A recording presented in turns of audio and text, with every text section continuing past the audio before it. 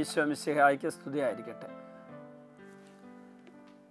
പ്രിയ ദൈവമക്കളെ, യോഹന്നാൻ്റെ സുവിശേഷം 15-ാം അധ്യായത്തിലെ 7-ാം വചനം നമ്മളിന്ന് ധ്യാനിക്കുകയാണ്. മുന്തിരിച്ചെടിയുടെയും ശാഖകളുടെയും എല്ലാം ഉപമ പറഞ്ഞതിന് ശേഷം അതിനോട് ചേർത്ത് ഈശോ പറയുകയാണ്, നിങ്ങൾ എന്നിൽ വസിക്കുകയും എൻ്റെ വാക്കുകൾ നിങ്ങളിൽ നിലനിൽക്കുകയും ചെയ്യുന്നെങ്കിൽ ഇഷ്ടമുള്ളത് ചോദിച്ചുകൊള്ളുക, നിങ്ങൾക്ക് ലഭിക്കും. യോഹന്നാൻ്റെ സുവിശേഷം 14-ാം അധ്യായത്തിൻ്റെ 13-14 വചനങ്ങൾ ഈശോ പറഞ്ഞു, നിങ്ങൾ എൻ്റെ നാമത്തിൽ ആവശ്യപ്പെടുന്നത് എന്തും പിതാവ് പുത്രനിൽ മഹത്വപ്പെടാൻ വേണ്ടി ഞാൻ പ്രവർത്തിക്കും. എൻ്റെ നാമത്തിൽ നിങ്ങൾ എന്നോട് എന്തെങ്കിലും ചോദിച്ചാൽ ഞാനത് ചെയ്തു തരും. യോഹന്നാൻ്റെ സുവിശേഷം 16-ാം അധ്യായത്തിൻ്റെ 23-24 വചനങ്ങൾ അവിടുന്ന് പറഞ്ഞു, നിങ്ങൾ എൻ്റെ നാമത്തിൽ പിതാവിനോട് ചോദിക്കുന്നത് എന്തും അവിടുന്ന് നിങ്ങൾക്ക് നൽകും. ഇതുവരെ നിങ്ങൾ എൻ്റെ നാമത്തിലൊന്നും ചോദിച്ചിട്ടില്ല, ചോദിക്കുമ്പോൾ നിങ്ങൾക്ക് ലഭിക്കും. ഇത്രയൊക്കെ പറഞ്ഞ ഈശോ ആവർത്തിച്ച് പറയുന്നു, എൻ്റെ നാമത്തിൽ നിങ്ങൾ ചോദിക്കുന്ന എല്ലാം ലഭിക്കും. പക്ഷേ യേശുവിൻ്റെ നാമത്തിൽ ചോദിക്കുന്ന എല്ലാം ലഭിക്കണമെങ്കിലുള്ള കണ്ടീഷൻ ഈശോ ഈ മുന്തിരിച്ചെടിയുടെ ഉപമ പറഞ്ഞപ്പോൾ വ്യക്തമായി അവതരിപ്പിച്ചു. അതിനുള്ള വ്യവസ്ഥ ഇതാണ്, നിങ്ങൾ എന്നിൽ വസിക്കണം. അത് വലിയ ആഴമുള്ള ഒരു സന്ദേശമാണ്. നിങ്ങൾ എന്നിൽ വസിക്കുക എന്ന് പറഞ്ഞാൽ നിങ്ങൾ എന്നിൽ ആയിരിക്കുക. കൊറിന്തോസ്കാർക്ക് പൗലോസിൽ എഴുതിയ 2-ാം ലേഖനത്തിൻ്റെ 5-ാം അധ്യായത്തിൻ്റെ 17-ാം തിരുവചനത്തിൽ ഇങ്ങനെ പറഞ്ഞിട്ടുണ്ട്, യേശു ക്രിസ്തുവിൽ ആയിരിക്കുന്നവൻ പുതിയ സൃഷ്ടിയാണ്, പഴയത് കടന്നുപോയി പുതിയത് വന്നു കഴിഞ്ഞു.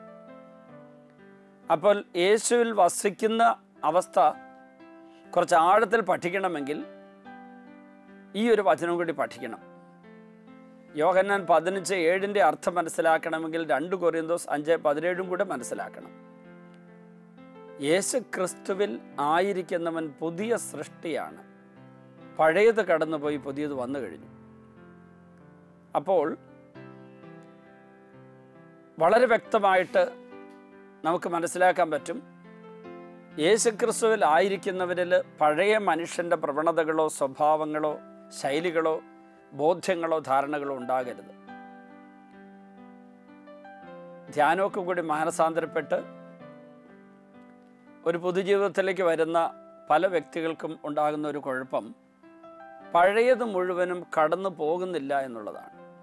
എനിക്കൊരാളെക്കുറിച്ച് മറ്റുള്ളവർ പറഞ്ഞു കേട്ട ഒരു അറിവ് നിങ്ങളോട് പറയാം. ആളുടെ ഐഡൻറ്റിറ്റി ഒന്നും വെളിപ്പെടുത്താതെ ചില സൂചനകളാണ് ഞാൻ തരുന്നത്. ധ്യാനമൊക്കെ കൂടി മധ്യസ്ഥ പ്രാർത്ഥനയിൽ അംഗമായിരുന്നു. അപ്പോൾ ദർശനങ്ങളും ചില പ്രവചനങ്ങളൊക്കെ കിട്ടുമെന്നും അദ്ദേഹത്തിൻ്റെ ആത്മീയ പിതാവ് മനസ്സിലാക്കി അദ്ദേഹത്തോട് കൗൺസിലിങ്ങിന് ഇരിക്കാൻ ആവശ്യപ്പെട്ടു. ഒരു 10-20 വർഷം മുമ്പ് ആയിരുന്നതുകൊണ്ട് അതിനുള്ള ഒരു ശാസ്ത്രീയമായിട്ടുള്ള അല്ലെങ്കിൽ ഒരു പക്വതയുള്ള കൗൺസിലിംഗ് നടത്താനുള്ള ട്രെയിനിങ് ഒന്നും കൊടുക്കാനായിട്ട് ഉള്ള സൗകര്യങ്ങൾ അതൊന്നും ഉണ്ടായിരുന്നില്ല. ആത്മീയ പിതാവ് അദ്ദേഹത്തിൻ്റെ ഒരു ശാന്ത സ്വഭാവവും ദുശീലങ്ങളില്ലാത്ത ജീവിതവും വലിയ പ്രാർത്ഥനയൊക്കെ കണ്ടപ്പം പറഞ്ഞു, വരുന്ന ജനങ്ങൾക്ക് കുറച്ച് ആത്മീയ ഉപദേശങ്ങൾ കൊടുത്താൽ മതി, തമ്പുരാൻ വെളിപ്പെടുത്തുന്നത് എന്താണോ അതൊക്കെ പറഞ്ഞു കൊടുത്താൽ മതി. ആ പറഞ്ഞ കാര്യത്തിൽ അദ്ദേഹത്തിന് പലതും ചെയ്യാൻ പറ്റുമായിരുന്നതുകൊണ്ട് അദ്ദേഹം അതിനൊക്കെ സമ്മതിച്ചു. അങ്ങനെ കുറച്ചു കാലം ഈ കൗൺസിലിങ്ങും പ്രാർത്ഥനയൊക്കെ ആയിട്ട് കഴിഞ്ഞപ്പോഴേക്ക് പതുക്കെ അദ്ദേഹം താൻ ആരോ ആണെന്നൊരു ചിന്തയിലേക്ക് വന്നു. ഇവിടെ വലിയൊരു കുഴപ്പം, പാട്ട് പാടാനുള്ള വരം, പ്രസംഗിക്കാനുള്ള വരം, കൗൺസിലിംഗ് നടത്താനുള്ള വരം, മധ്യസ്ഥ പ്രാർത്ഥന നടത്താനുള്ള വരം, അല്ലെങ്കിൽ ഇതൊക്കെ ക്രമീകരിച്ച് ഒരു അഡ്മിനിസ്ട്രേഷൻ തലത്തിൽ എന്തെങ്കിലും ചെയ്യാനുള്ള വരം, അല്ലെങ്കിൽ ഓർഗനൈസ് ചെയ്യാനായിട്ട് സംഘടിപ്പിക്കാനുള്ള വരം, ഇത് കിട്ടുന്നവർ കുറച്ചു കാലം ഈ ശുശ്രൂഷയിൽ അങ്ങ് വേരൂന്നി കഴിയുമ്പോൾ, അടിയുറച്ച് കഴിയുമ്പോഴേക്ക് തങ്ങൾ ആരോ ആണെന്നൊരു തോന്നലിലേക്ക് വരും. ദൈവം ഉയർത്തിയത്തോളം ഉയർന്നതേ ഉള്ളൂ, തൻ്റെ കഴിവ് കൊണ്ട് ഒന്നും ഉയർന്നിട്ടില്ല.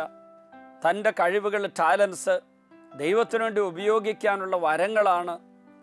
അത് ദൈവരാജ്യ നിർമ്മാണം, ആത്മാക്കളുടെ രക്ഷ, ദൈവമഹത്വം അതിനുവേണ്ടി തന്നതാണെന്നുള്ള ബോധ്യമുള്ള വ്യക്തികൾ തന്നിൽ എന്തൊക്കെയോ ഉണ്ടെന്നുള്ള ചിന്തയിൽ അഭിരമിച്ച് കഴിഞ്ഞാൽ ദുരാത്മാവ് ആ വ്യക്തിയെ യേശുവിൽ നിന്നൊരല്പം അങ്ങോട്ട് അകറ്റി മാറ്റി നിർത്തിയിട്ട് അയാളായിട്ട് കളിപ്പിക്കാൻ തുടങ്ങും.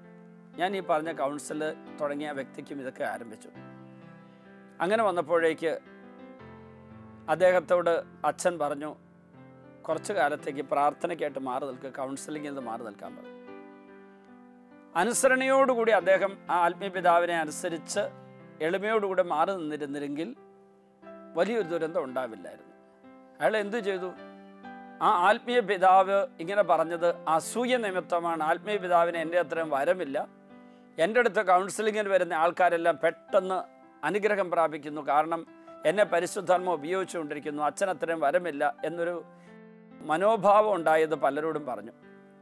അങ്ങനെ ഇരിക്കെ മറ്റൊരു ആത്മീയ പിതാവ് ഈ സഹോദരനെ അദ്ദേഹത്തിൻ്റെ ശുശ്രൂഷയ്ക്ക് വിളിച്ചുകൊണ്ടുപോയി.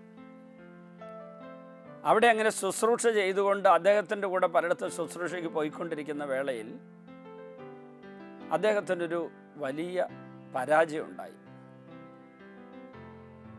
അദ്ദേഹത്തിൻ്റെ ഭവനവുമായി ബന്ധപ്പെട്ട് എന്തൊരു തർക്കം വന്നപ്പോൾ അദ്ദേഹം ആ അയൽക്കാരൻ അനീതിയോടുകൂടി ഇയാളെ പീഡിപ്പിക്കാൻ വന്നപ്പോൾ അതിർത്തിയിൽ കള്ളത്തരം കാണിച്ച് അയൽക്കാരൻ ഇയാളെ ചതിച്ചപ്പോൾ ഒരു അരസെന്റ് ഭൂമിയോളം നഷ്ടപ്പെടുമെന്നുള്ള അവസ്ഥ വന്നപ്പോൾ സകല ആത്മസംയമനവും നഷ്ടപ്പെട്ട് പണ്ട് മദ്യപാനി ആയിരുന്നപ്പോൾ അതുപോലെ തന്നെ വളരെ മോശമായി ജീവിച്ചിരുന്ന കാലത്തുണ്ടായിരുന്ന ക്ഷിപ്രകോപ സ്വഭാവം പെട്ടെന്നങ്ങ് പുറത്തേക്ക് വന്നു. പുറത്തേക്ക് വന്നിട്ട് അദ്ദേഹം അയൽക്കാരനോടുള്ള തർക്കം മൂത്തു കഴിഞ്ഞപ്പോൾ അവിടെ കിടന്നിരുന്ന വലിയൊരു മരത്തിൻ്റെ കൊമ്പെടുത്ത് ഒരു വടിയെടുത്തിട്ട് അയൽക്കാരൻ്റെ തലയ്ക്ക് ഒരടി കൊടുത്തു. അദ്ദേഹം അബോധാവസ്ഥയിൽ വീണപ്പോൾ ഭാര്യ അലറി വിളിച്ച് കരഞ്ഞു. നാട്ടുകാർ ഓടി വന്നു. അതിൽ ഈ വീണ് കിടക്കുന്ന ആളുടെ സഹോദരൻ ഉണ്ടായിരുന്നു. അദ്ദേഹം ഓടി വന്നിട്ട് അടിച്ചു വീഴ്ത്തത് ഈ ശുശ്രൂഷകനായ ആളാണെന്ന് അറിഞ്ഞപ്പോഴേക്ക് ഒരു വാക്കത്തി എടുത്തുകൊണ്ട് വെട്ടാൻ ഇറങ്ങി വന്നു. ഇയാൾ ഓടിപ്പോയി ഒരു കുഴിയിൽ പോയി വീണു. അപ്പോഴേക്ക് വാക്കത്തി എടുത്ത് വെട്ടാൻ വന്നയാളെ എല്ലാവരും കൂടെ പിടിച്ചു നിർത്തി. കുഴിയിൽ നിന്ന് വീണയാൾ നട്ടെല്ലും പരിക്ക് പറ്റി, കാലിനും പരിക്ക് പറ്റി ആശുപത്രിയിലായി. പോലീസ് അയാൾക്കെതിരെ കേസെടുത്തു. ഇന്നും ആ വ്യക്തി ശുശ്രൂഷയിൽ കയറാൻ പറ്റാതെ ദുരിതപ്പെട്ട് കഴിയുന്നു. എന്നെ കണ്ടു ചോദിച്ചു, എനിക്ക് എങ്ങനെ ഇങ്ങനെ സംഭവിച്ചു? 2 ആത്മീയ പിതാക്കന്മാർ എനിക്കുണ്ടായിരുന്നു, അവർക്കാർക്കും എന്നെ രക്ഷിക്കാൻ പറ്റിയില്ലല്ലോ. ഞാൻ പറഞ്ഞു, ആത്മീയ പിതാക്കന്മാർ എന്തിനാ കുറ്റം പറയുന്നത്? ഒന്നാമത്തെ ആത്മീയ പിതാവ് നൽകിയ നിർദ്ദേശം എന്തായിരുന്നു? എളിമയോടുകൂടെ അനുസരണയോടുകൂടെ ശുശ്രൂഷ കൗൺസിലിംഗ് നടത്താതെ പ്രാർത്ഥിച്ചിരുന്നെങ്കിൽ പഴയ മനുഷ്യനെ ഉരിഞ്ഞു കളഞ്ഞതാണ്. പക്ഷേ ആ ഉരിഞ്ഞു കളഞ്ഞ പഴയ മനുഷ്യൻ്റെ കൂടെ ഇറങ്ങിപ്പോയ ദുരാത്മാവുണ്ടല്ലോ, അവൻ വരേണ്ട സ്ഥലങ്ങൾ അന്വേഷിച്ച് അടങ്ങുക. എങ്ങ് സ്ഥലം കിട്ടാതെ വരുമ്പോൾ അവൻ ഇറങ്ങിപ്പോകുന്ന ഭവനത്തിൽ തിരിച്ചു വരുന്നു. അവിടെ വരുമ്പോൾ ആ വീട് അടിച്ചുവാരി വൃത്തിയാക്കിയിട്ടിരിക്കുന്നവൻ കണ്ടു. അപ്പോൾ അവൻ തിരികെ പോയി തന്നെക്കാൾ ശക്തരായി 7 അശുദ്ധാത്മാക്കളെ കൂടെ കൂട്ടിക്കൊണ്ടുവന്ന് അവൻ്റെ ഉള്ളിൽ വന്ന് വാസമർപ്പിച്ചു. അവൻ്റെ സ്ഥിതി ആദ്യത്തേതിനേക്കാൾ ശോചനീയമായിരിക്കും എന്നുള്ള വചനം, ഈശോ പറഞ്ഞ വചനം ഓർക്കുന്നുണ്ടോ സഹോദരൻ? ഒരുപക്ഷേ താങ്കളുടെ അധപതനം ആരംഭിച്ചത് ഈ ആത്മീയ പിതാവിനേക്കാൾ കൂടുതൽ വരമുണ്ട്. ഈ കമ്പാരിസൺ തന്നെ വലിയൊരു പൈശാചികതയാണ്. ആ വ്യക്തിക്കാണോ വരം കൂടുതൽ, ഈ വ്യക്തിക്കാണോ, എനിക്കാണോ? ഇങ്ങനെ ചിന്തിക്കാൻ പാടില്ല. ഇതെല്ലാം പരിശുദ്ധാത്മാവിൻ്റെ പ്രവൃത്തിയല്ലേ. ഇവിടെ എന്താണ് സംഭവിച്ചത്? യഥാർത്ഥത്തിൽ അയാൾ ശുശ്രൂഷയ്ക്ക് വന്നപ്പോൾ എവിടെയോ അഹങ്കാരം പൊട്ടിമുളച്ചു. താൻ പോരുമയിലേക്ക് വന്നു. തനിക്ക് കഴിവുണ്ടെന്നുള്ള ചിന്തയുണ്ടായി. ദൈവത്തിൻ്റെ ദാനമാണെന്നുള്ള ചിന്തയുണ്ടായില്ല. എളിമയുണ്ടായില്ല. അനുസരണത്തിൻ്റെ പുണ്യമുണ്ടായില്ല. അധപതനം അത് ശക്തിപ്പെട്ടു. അത് കഴിഞ്ഞ് അയാൾക്ക് മറ്റൊരാൾ അവസരം കൊടുത്ത് പക്വതയില്ലാത്തൊരു തീരുമാനം ചെയ്തു. അദ്ദേഹം വിളിച്ചുകൊണ്ട് പോയപ്പോഴേക്ക് ആദ്യത്തെ ആത്മീയപിതാവിനോട് ചോദിച്ചിട്ട് അദ്ദേഹം അനുവാദം തരികയാണെങ്കിൽ വരാമെന്നല്ല പറയേണ്ടത്. ഇനി രണ്ടാമതൊന്നും കൂടി പറയാം, അങ്ങ് എന്നോടിങ്ങനെ മാറിയിരുന്ന് പ്രാർത്ഥിക്ക്, ശുശ്രൂഷ ചെയ്യണ്ട എന്ന് പറഞ്ഞ ആ അച്ഛനോടൊന്ന് ചോദിച്ചു നോക്കെന്ന് പറയണ്ടേ? ഇത് 2 സംഭവിച്ചെങ്കിൽ ഒരു പക്ഷേ ഈ ഇതുണ്ടാവില്ലായിരുന്നു. ഞാൻ പറഞ്ഞു, അവിടെയാണ് അധപതനത്തിൻ്റെ ആഴം വർദ്ധിച്ചത്. അധപതനം ആരംഭിച്ച് അഹങ്കരിച്ചു തുടങ്ങിയപ്പോൾ പിന്നെ തന്നിഷ്ടപ്രകാരം ഒരാത്മീയ പിതാവല്ലേ എന്നെ വിളിച്ച്, അതുകൊണ്ടാണ് പോയത്. ഞാൻ പറഞ്ഞു, ഒരാത്മീയ പിതാവിൻ്റെ കീഴിൽ കഴിഞ്ഞ കാലത്ത് എന്തെങ്കിലും ഒരു കാരണം കൂടാതെ ഒരാത്മീയ പിതാവ് അങ്ങനെ ചെയ്യില്ല. അഥവാ അസൂയ കൊണ്ട് ചെയ്തതാണെങ്കിൽ പോലും അതിനെയൊക്കെ അതിജീവിച്ച് വിജയത്തിലേക്ക് നയിക്കാൻ ദൈവത്തിന് പറ്റുമെന്ന് വിശ്വസിക്കണം. ഈ എളിമയുള്ള ഒരു അവസ്ഥ ഉണ്ടാകണം. ദൈവാശ്രയ ബോധം ഉണ്ടാകണം, ദൈവത്തിൻ്റെ ശക്തിയിൽ ആശ്രയിക്കുന്ന ബോധ്യം ഉണ്ടാകണം. ഇവിടെയാണ് പരാജയപ്പെട്ടത്. അയാൾ മുട്ടുകുത്തി കുറേ നേരം ഒന്ന് കരഞ്ഞു. ഇത് എന്നോട് ആരും പറഞ്ഞു തരാനുണ്ടായിരുന്നു. ഞാൻ പറഞ്ഞു തരുന്നവരുടെ കേൾക്കാൻ തയ്യാറാണോ? എനിക്കെല്ലാം ഉണ്ടെന്നുള്ള ചിന്ത വന്ന പിന്നെ ആർക്കും നമ്മളെ നിയന്ത്രിക്കാൻ പറ്റില്ല. അതായത് എന്തുകൊണ്ടാണ് ഈശോ പറഞ്ഞ വചനം അയാളിൽ നിലനിൽക്കാതെ പോയത്? യോഹന്നാന്റെ സുവിശേഷം 5-ാം അധ്യായത്തിന് 32-ാം വചനത്തിൽ ഈശോ പറഞ്ഞു, അവിടുന്ന് അയച്ചവനിൽ വിശ്വസിക്കാത്തത് കൊണ്ട് എൻ്റെ വചനം നിങ്ങളിൽ നിലനിൽക്കുന്നില്ല. പിതാവിലുള്ള വിശ്വാസം എന്ന് പറയുന്നത് സത്യവിശ്വാസം, അടിയുറച്ച വിശ്വാസം, കലർപ്പില്ലാത്ത വിശ്വാസം, true faith, strong faith, unadulterated faith ആയിരിക്കണം. അചഞ്ചലമായ വിശ്വാസമായിരിക്കണം, ഇളകാത്ത വിശ്വാസമായിരിക്കണം. ആ വിശ്വാസത്തിൻ്റെ കുറവ് കാരണം വചനം ഉള്ളിൽ നിന്നില്ല. ഈശോ എന്താ പറഞ്ഞത്? നിങ്ങൾ എന്നിൽ വസിക്കുകയും എൻ്റെ വചനം നിങ്ങൾ നിലനിൽക്കുകയും ചെയ്യുന്നെങ്കിൽ, യോഹന്നാൻ 15:7, നിങ്ങൾ എന്നിൽ വസിക്കുകയും യേശുവിലായിരിക്കുകയും എൻ്റെ വചനം നിങ്ങൾ നിലനിൽക്കുകയും ചെയ്യുന്നെങ്കിൽ ഇഷ്ടമുള്ളത് ചോദിച്ചു കൊള്ളുക. ഇപ്പം 2 കാര്യങ്ങളാണ് ഈശോ പറഞ്ഞത് ചോദിക്കുന്നത് കിട്ടണമെങ്കിൽ. ഒന്ന്, നിങ്ങൾ എന്നിൽ വസിക്കണം, യേശുവിലായിരിക്കണം. യേശുവിൽ ആയിരിക്കുമ്പോഴാണ് ഈ പഴയ മനുഷ്യന് ഉരിഞ്ഞു കളഞ്ഞതിൻ്റെ ഫലം കിട്ടുക. പഴയ ഇത് കടന്നു പോകുന്നത് 2 കൊരിന്തോസ് 5:17 പറഞ്ഞ പഴയത് കടന്നുപോയി പുതിയത് വന്നെന്ന് പറഞ്ഞില്ലേ? പഴയത് പാപകരമായ ജീവിതം, പിശാചിൻ്റെ നിയന്ത്രണത്തിലുള്ള ജീവിതം, ദുശീലങ്ങളുടെ ജീവിതം, അഹങ്കാരത്തിൻ്റെ ജീവിതം, സ്വാർത്ഥതയുടെ ജീവിതം, ജഡിക ദുർമോഹങ്ങളെ നിയന്ത്രിക്കപ്പെടുന്ന ജീവിതം, ദൈവരാജ്യത്തിന് വില കൊടുക്കാത്ത ജീവിതം, ദൈവമഹത്വത്തിന് വേണ്ടി ഒന്നും ചെയ്യാത്ത ജീവിതം, അത് കടന്നു പോകും. ദൈവ ശുശ്രൂഷകർക്കും ഉന്നതമായ ശുശ്രൂഷയാൻ വിളിക്കപ്പെടുന്ന എല്ലാവർക്കും ശുശ്രൂഷകരാകണമെങ്കിൽ എളിമ വേണം. എളിമ എന്ന് പറയുന്നത് അധികാരികളോ സഹപ്രവർത്തകരോ അധീനരോ എന്തെങ്കിലുമൊക്കെ നമ്മളെ വേദനിപ്പിക്കുകയോ ശുശ്രൂഷയുടെ മുമ്പ് തടസ്സമുണ്ടാക്കുകയോ ചെയ്യുമ്പോഴും, നമുക്ക് അവസരം തരാതിരിക്കുകയും ചെയ്യുമ്പോഴും മുറിവേൽക്കാതിരിക്കുക. കാരണം വിളിച്ചവൻ വിശ്വസ്തനാണ്, അവനാണ് നമ്മളെ വഴി നടത്തുന്നത്, അവൻ നമുക്ക് വഴിയൊരുക്കി തരും. ഇത്ര ശുശ്രൂഷയുടെ നിർബന്ധം പിടിക്കണ്ട. ഇത് അങ്ങനെ വരണമെങ്കിലോ പഴയത് പൂർണ്ണമായിട്ട് കടന്നു പോകുന്നത് നമ്മുടെ മരണം വരെയുള്ളൊരു പ്രോസസ്സാണ്. മരിക്കുന്നത് വരെ ഞാൻ ഈ നവീകരിക്കപ്പെട്ടുകൊണ്ടിരിക്കണം. അത് ഒരിക്കൽ തീരുകയല്ല. ഞാൻ നവീകരിക്കപ്പെട്ട് കഴിഞ്ഞു എന്ന് പറയാൻ പറ്റില്ല. മരണ നിമിഷം വരെ നമുക്ക് ഈ നവീകരണം നടന്നുകൊണ്ടിരിക്കണം. ലോകത്തിൻ്റെ അരൂപി നമ്മൾ കയറാതിരിക്കാൻ വേണ്ടി നിരന്തര പരിശ്രമം ഉണ്ടായിക്കൊണ്ടിരിക്കണം. അത് പഴയത് കടന്നു പോകുന്നൊരു പ്രക്രിയയാണ്. അത് നിരന്തരമായി നടക്കുന്നൊരു പ്രക്രിയയാണ്. അപ്പോഴേ പുതിയത് നമ്മിൽ അത്ഭുതകരമായിട്ടുള്ള പരിവർത്തനം ഉളവാക്കുന്ന പരിശുദ്ധാത്മാവിൻ്റെ പ്രവർത്തനം ഉണ്ടാവുകയുള്ളൂ.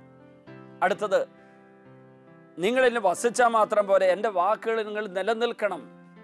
ആ വാക്ക് നിലനിൽക്കാതിരിക്കാൻ കാരണത്തിന് എന്താന്ന് ഈശോ യോഹന്നാൻ 5:38 പറഞ്ഞത്, നിങ്ങൾ എന്നെ അയച്ചവനിൽ വിശ്വസിക്കുന്നില്ല. എന്നിൽ വിശ്വസിക്കാതിരിക്കാൻ കാരണം, ഞാൻ പറയുന്ന വചനം നിങ്ങളുടെ ഉള്ളിൽ പ്രവേശിക്കാതിരിക്കാൻ കാരണം, നിങ്ങൾ എന്നെ അയച്ച പിതാവിൽ വിശ്വസിക്കുന്നില്ല. നിങ്ങളുടെ ഉള്ളിൽ അന്നത്തെ പശ്ചാത്തലത്തിൽ ഈശോ പറയാം, നിങ്ങൾക്ക് യഹോവയെക്കുറിച്ച് അറിയാം കുറച്ചൊക്കെ, പൂർവികരിൽ നിന്ന് അവരിലൂടെ കിട്ടിയ വചനങ്ങളിൽ നിന്ന് നിങ്ങൾക്ക് കുറച്ചൊക്കെ അറിയാം. പക്ഷേ സത്യത്തിൽ നിങ്ങൾക്ക് യഥാർത്ഥ വിശ്വാസം ഉണ്ടായിട്ടില്ല. ഈ മതതീവ്രവാദം എങ്ങനെ ഉണ്ടാവുക?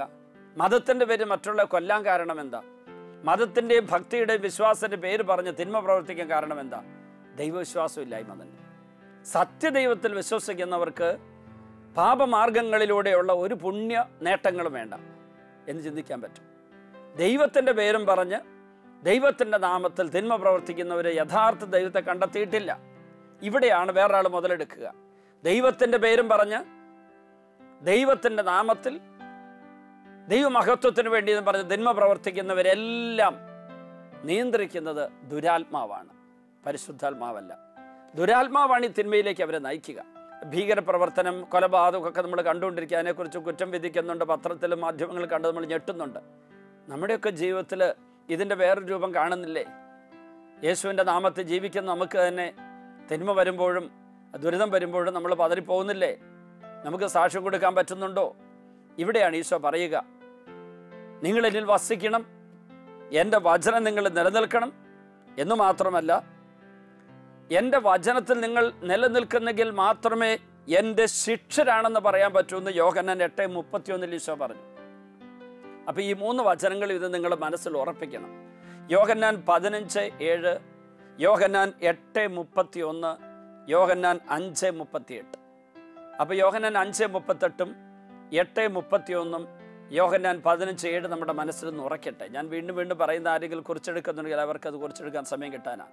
യോഹന്നാൻ 15:7, യോഹന്നാൻ 8:31, യോഹന്നാൻ 5:38. ഈ 3 വചനങ്ങളുടെ ഈശോ പഠിപ്പിക്കുന്നു. പിതാവായ ദൈവത്തിൽ വിശ്വസിക്കണം, അവിടുന്ന് അയച്ച പുത്രനിൽ വിശ്വസിക്കണം, ആ പുത്രൻ്റെ വചനം നമ്മളിൽ വസിക്കണം, എന്നിട്ട് നാം ആ പുത്രനിൽ വസിക്കണം. അങ്ങനെ ആ വചനത്തെ നമ്മൾ നിലനിൽക്കുന്നെങ്കിൽ നമ്മൾ യേശുവിൻ്റെ ശിഷ്യരായിത്തീരും. അങ്ങനെ ആയിക്കഴിഞ്ഞിട്ട് നമ്മൾ എന്ത് ചോദിച്ചാലും അതെല്ലാം നമുക്ക് ലഭിക്കും. പ്രിയ ദൈവമക്കളെ, വചനത്തിൻ്റെ ആഴങ്ങളിലേക്ക് പോകാൻ പരിശുദ്ധാത്മ നമ്മെ ഇന്ന് സഹായിച്ചു. വചനത്തിൻ്റെ അഗ്നിശക്തി നമ്മളുടെ തിന്മകളെല്ലാം കത്തിച്ച് കളയട്ടെ. ഈശോയെ, ഇന്നത്തെ ഈ ശുശ്രൂഷയെ പങ്കെടുക്കുന്ന എല്ലാവർക്കും ഒത്തിരി അനുഗ്രഹം നൽകണമേ. ശാരീരിക രോഗപീഠകൾ വിട്ടുപോകട്ടെ, കുടുംബപരമായ പ്രശ്നങ്ങൾ, ദുരിതങ്ങളെല്ലാം മാറിപ്പോകട്ടെ. കൂടുതൽ അങ്ങയോട് അടുക്കാനും അങ്ങിലേക്ക് പ്രവേശിക്കാനും അങ്ങിൽ വസിക്കാനും ഈ ദാസർക്ക് അനുഗ്രഹം ഉണ്ടാകട്ടെ. യോഹന്നാൻ്റെ സുവിശേഷം 15-ാം അധ്യായത്തിൻ്റെ 7-ാം വചനവും, യോഹന്നാൻ്റെ സുവിശേഷം 8-ാം അധ്യായത്തിൻ്റെ 31-ാം വചനവും, യോഹന്നാൻ്റെ സുവിശേഷം 5-ാം അധ്യായത്തിൻ്റെ 38-ാം വചനവും ധ്യാനിക്കുന്ന ഞങ്ങളെ ആശീർവദിക്കണമേ. അങ്ങേക്ക് സ്വീകാര്യമല്ലാത്തതെല്ലാം ഞങ്ങളിന്ന് വിട്ടുപോകട്ടെ. കൂടുതൽ ആഴത്തിൽ ആത്മീയതയിൽ വളരുവാൻ ഞങ്ങളെ അനുഗ്രഹിക്കണമേ. ശുശ്രൂഷയിൽ പങ്കെടുക്കുന്ന ഓരോരുത്തരും ആത്മീയ, ശാരീരിക, മാനസിക സൗഖ്യത്തിലേക്ക് പ്രവേശിക്കട്ടെ. ഇവരുടെ എല്ലാം കുടുംബങ്ങൾ, കൂട്ടായ്മകൾ അനുഗ്രഹിക്കപ്പെടട്ടെ. കിടപ്പ് രോഗികളും മാറാരോഗബാധിതരും കഠിന വേദനയുള്ളവരും ഒത്തിരി ദുരിതങ്ങൾ അനുഭവിക്കുന്നവരും യേശുവിൻ്റെ നാമത്തിൽ അവിടുത്തെ ആശീർവാദത്തിൻ്റെ തണലിലായിരിക്കട്ടെ. അവിടുത്തെ ആശീർവാദ തണലിൽ സൗഖ്യം പ്രാപിക്കുന്നവരാകട്ടെ. പിതാവിൻ്റെയും പുത്രൻ്റെയും പരിശുദ്ധാത്മാവിൻ്റെയും നാമത്തിൽ ആമേൻ.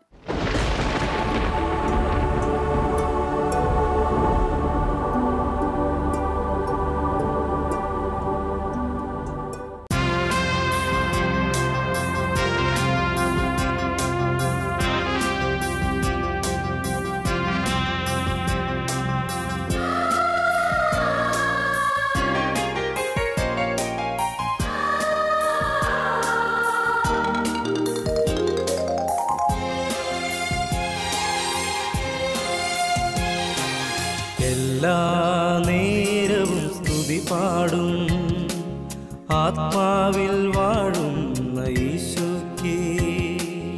എല്ലാ നേരവും സ്തുതി പാടും ആത്മാവിൽ വാഴുന്ന യേശുക്കേ. അൾത്താരയിൽ വരും തിരുനാഥന് അപ്പമായി തീരുന്ന ഗുരുനാഥന്.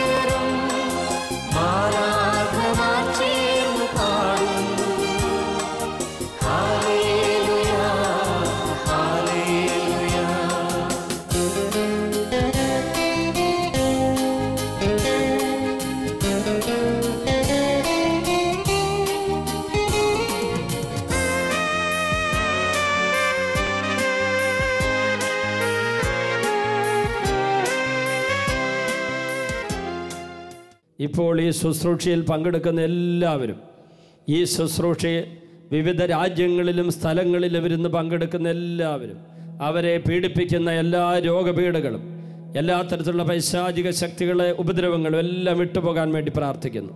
കാൽവരി കുരിശിൽ നിന്നൊഴുകിയ തിരുരക്തം ഈ ദിവ്യകാരുണ്യം വഴി ഇത് കേട്ടുകൊണ്ടിരിക്കുന്ന, ഈ ശുശ്രൂഷയിൽ പങ്കെടുത്തുകൊണ്ടിരിക്കുന്ന എല്ലാവരിലും വന്ന് വീഴട്ടെ എന്ന് പ്രാർത്ഥിക്കുന്നു.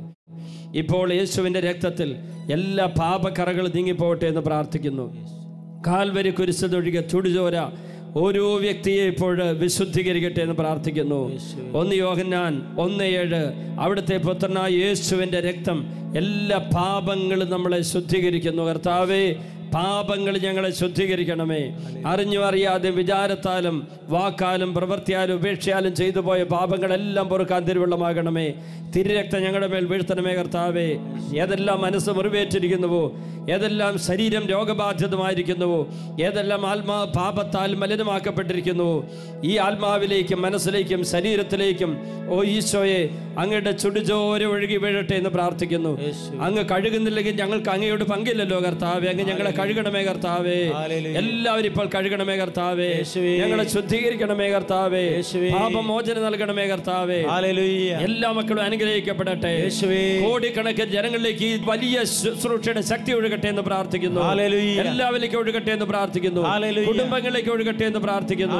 പാപികൾ മാനസാന്തരപ്പെടട്ടെ. ബന്ധനം മോചിക്കപ്പെടട്ടെ. രോഗികൾ സൗഖ്യം പ്രാപിക്കട്ടെ. അന്ധകാര ബന്ധനം അഴിയട്ടെ എന്ന് പ്രാർത്ഥിക്കുന്നു. ബന്ധനങ്ങൾ അഴിഞ്ഞു പോകട്ടെ എന്ന് പ്രാർത്ഥിക്കുന്നു. കുടുംബത്തിലെ രോഗങ്ങൾ വിട്ടുപോകട്ടെ. ഊമർ സംസാരിക്കട്ടെ. നാവിന്റെ കെട്ടഴിയട്ടെ. ശ്വാസകോശ രോഗങ്ങൾ മാറട്ടെ. തലച്ചോറിന്റെ രോഗങ്ങൾ മാറട്ടെ. മാനസിക രോഗികൾ സൗഖ്യം പ്രാപിക്കട്ടെ. അവരുടെ എല്ലാ കെട്ടുകളും അഴിഞ്ഞു പോകട്ടെ. യേശുവിന്റെ നാമത്തിൽ സൗഖ്യമുണ്ടാകട്ടെ. വായിലെ മോണയിലെ പല്ലിന്റെ രോഗങ്ങളെല്ലാം വിട്ടുപോകട്ടെ. തൊണ്ടയിലെ ശ്വാസകോശത്തിലെ രോഗങ്ങൾ വിട്ടുപോകട്ടെ. ഹൃദയത്തിന്റെ രോഗങ്ങൾ വിട്ടുപോകട്ടെ. ആമാശയത്തിന്റെ രോഗങ്ങൾ വിട്ടുപോകട്ടെ. കുടലിലെ രോഗങ്ങൾ വിട്ടുപോകട്ടെ. എല്ലാ രോഗികളും സൗഖ്യം പ്രാപിക്കട്ടെ. പ്രമേഹ രോഗം വിട്ടുപോകട്ടെ. പാൻക്രിയാസ് സൗഖ്യം പ്രാപിക്കട്ടെ. കരരോഗം വിട്ടുപോകട്ടെ. എല്ലാ നാഡീഞരമ്പുകളും ബലം പ്രാപിക്കട്ടെ. അസ്ഥികൾ ബലം പ്രാപിക്കട്ടെ. അസ്ഥികളെ സുഖപ്പെടുത്തണമേ. തളർന്ന ശരീരം ബലം പ്രാപിക്കട്ടെ. ത്വക്ക് രോഗം മാറട്ടെ. രക്തത്തിന്റെ വൈകല്യങ്ങൾ വിട്ടുപോകട്ടെ. എല്ലാ രോഗികളും സൗഖ്യം പ്രാപിക്കട്ടെ. അത്ഭുതകരമായി സൗഖ്യം ഒഴുകട്ടെ. യേശുവിന്റെ നാമത്തിൽ ബന്ധനങ്ങൾ അഴിയട്ടെ. കെട്ടുകൾ അഴിയട്ടെ. മുറിവുകൾ മാറട്ടെ. എല്ലാവരും സൗഖ്യം പ്രാപിക്കട്ടെ. എല്ലാ പാപങ്ങളും നീങ്ങി പോകട്ടെ. കുടുംബങ്ങൾ ഐശ്വര്യം നിറയട്ടെ. അനുഗ്രഹം നിറയട്ടെ. സമൃദ്ധി നിറയട്ടെ. ഹല്ലേലൂയ.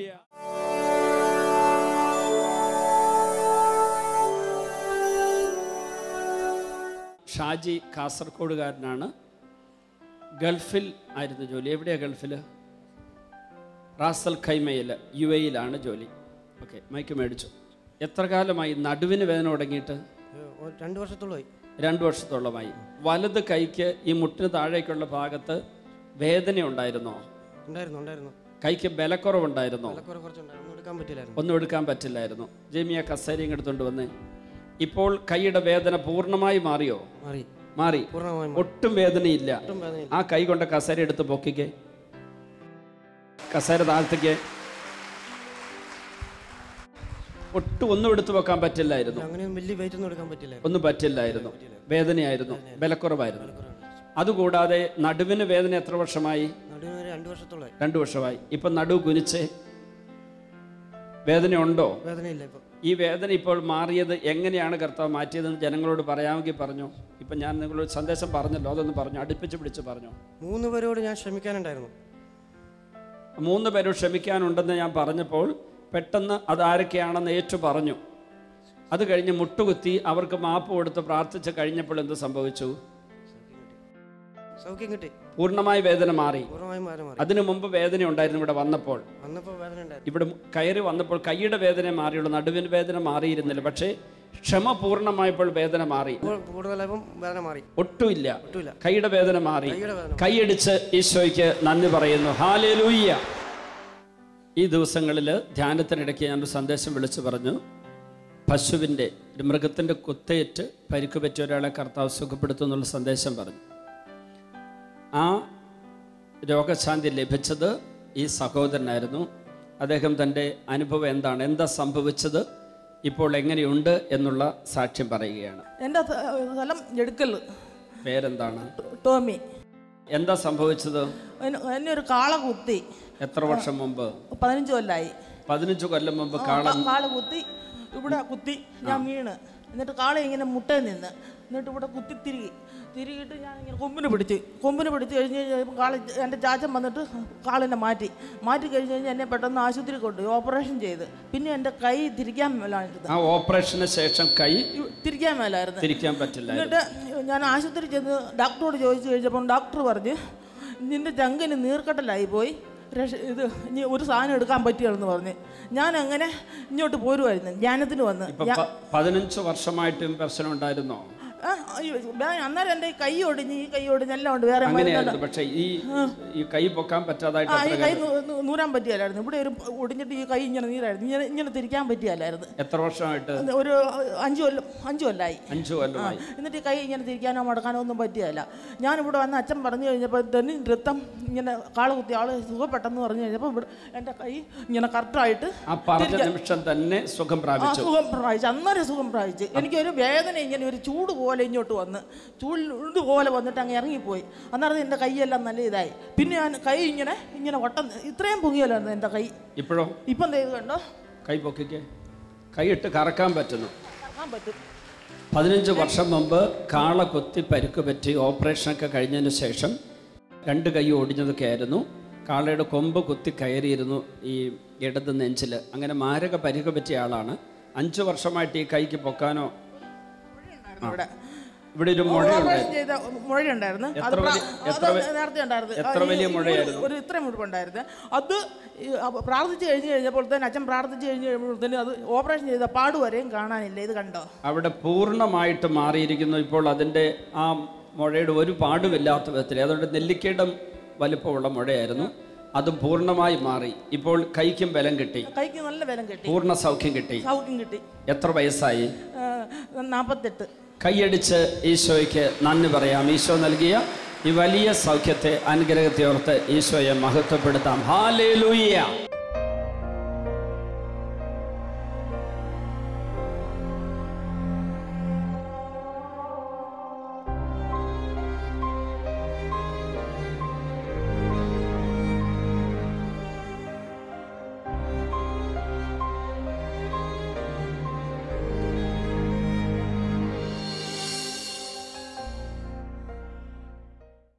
വിശദ വിവരങ്ങൾക്ക് director, divine vision, divine retreat centre, Muringoor, Chalakudy 680316, Kerala, south India. Telephone 0091 480 270 8098, 0091 480 270 2613, fax 0091 480 270 8097, email mail.divintv@gmail.com, website www.drcm.org.